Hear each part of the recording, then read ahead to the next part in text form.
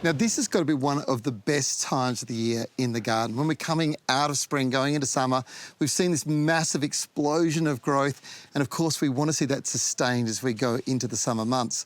Now, the warm weather is a very good thing as long as we can maintain water supply. The other thing that's absolutely critical is making sure that the plants have the same energy that they've had as they've come into spring. Now, that means that you've got to supplement the soil with minerals, most importantly, those microbes that really do boost the growth, that make the significant difference. If you get those right, you've got bright sunny days and the plants can photosynthesize, make energy, you're going to end up with the best possible garden. Roses are a good example of what I'm referring to. They produce significant growth coming out of winter, and then they put on spectacular displays. This combined draw of energy and nutrients will run out if not sustained, and minerals once used are not replenished miraculously in the soil. They actually have to be replaced. That's why feeding your flowering plants now towards the end of their first significant flush of flowers and growth is really important.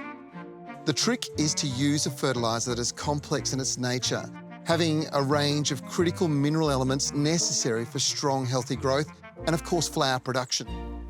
Now, the thing with biominerals is that they do make a massive difference, and I'm not telling you this because I want to see you going spending your well-earned money. What I'm wanting you to do is to make sure that you're never disappointed. If you don't supplement the soil with the nutrients and especially those minerals that plants need, what you'll find is the next flush of flowers will be smaller.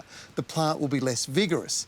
And with time, the big problem with that, of course, is they become susceptible to pests and diseases. So keeping biominerals close by is going to make a big difference to the health of your soil and the health of your plants. This is the new generation of fertiliser that's changing everything. The second is soil moisture. Where there is moisture, there is life. Without it, microbes will not exist and plants will not grow. It's also very much about consistency.